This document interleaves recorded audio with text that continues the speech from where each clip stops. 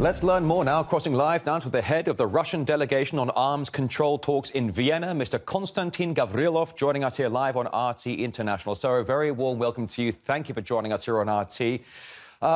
We are getting more reports from the front lines about the alleged use of chemical weapons by Kiev's troops. I, in fact, have seen footage on various Telegram channels of drones dropping canisters, and then you see Russian soldiers essentially going into convulsions. Are you expecting any reaction from countries that belong to the OSCE?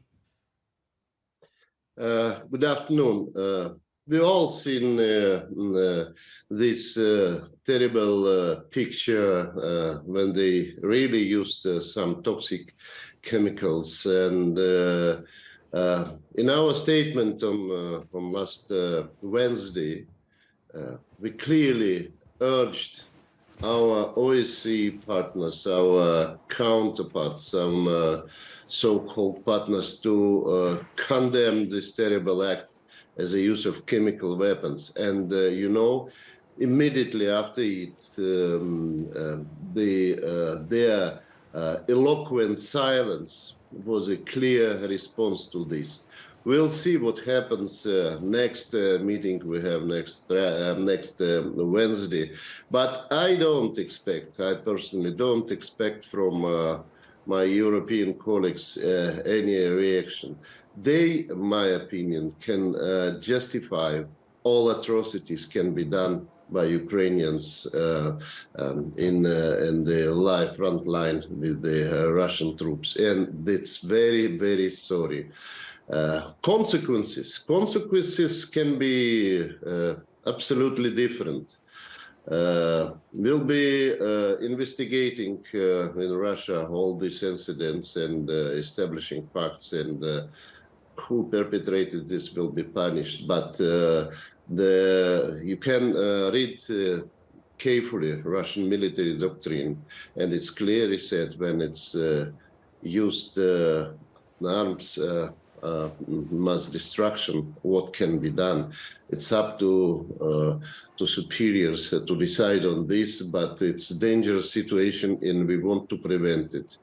No reaction, as I stated, we haven't received yet. It's very sad. Mr. Gavrilov, I know you've seen the reports that over the past 8 years, the United States and other players have been developing biological laboratories in Ukraine. Now we understand that many of these biolabs have been moved from Ukraine to Poland and Baltic states. Can you give us any details about that, please? During last year, when the special military operation started, Minister of Defense reported many times on the discoveries, what they have found in so-called laboratories on the territory of liberated territories in Ukraine.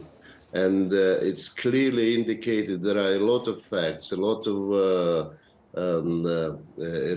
proofs that they were developing very contagious diseases there and making experiments on the people. And it was hidden by the government. It was hidden from the government. And it was very dangerous for the population of Ukraine. Why they are doing this?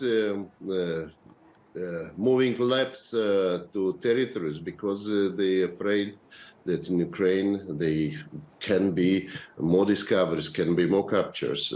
I think they're afraid and want to prevent such developments.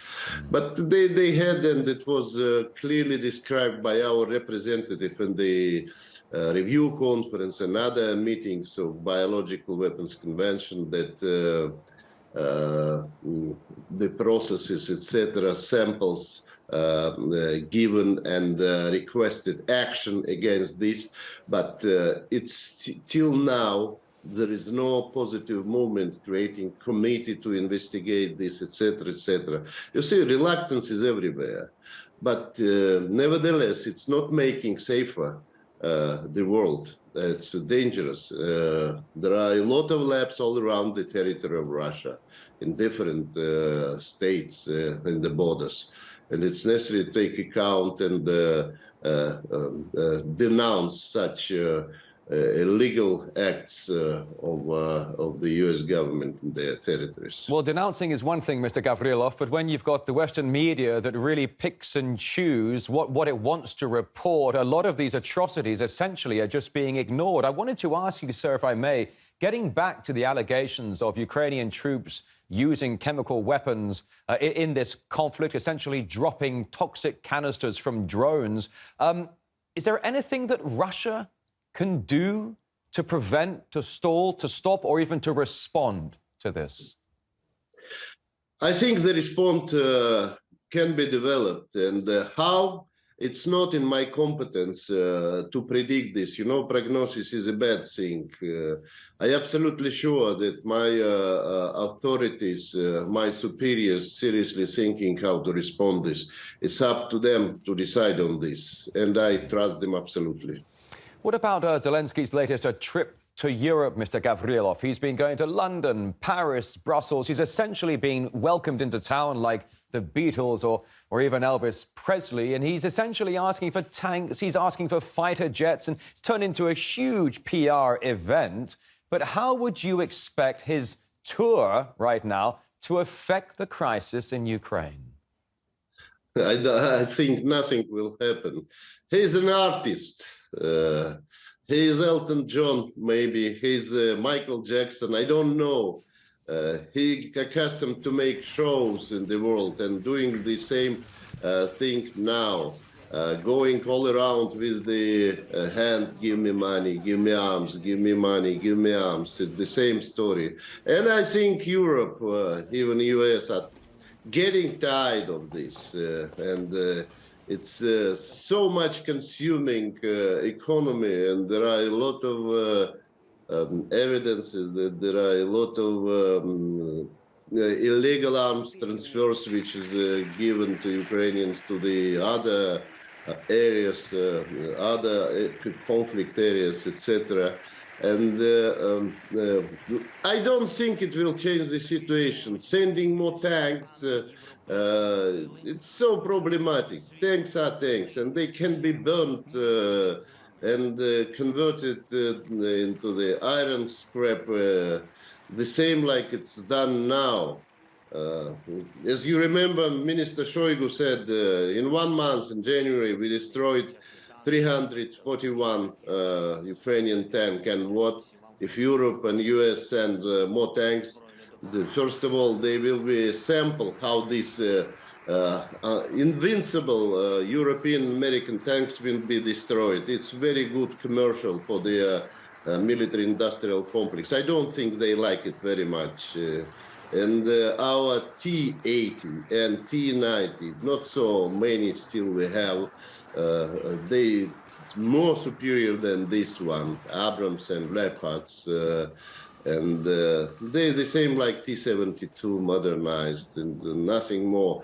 Our tankies, they have skills, they have experience. It's the most important in the combat activities.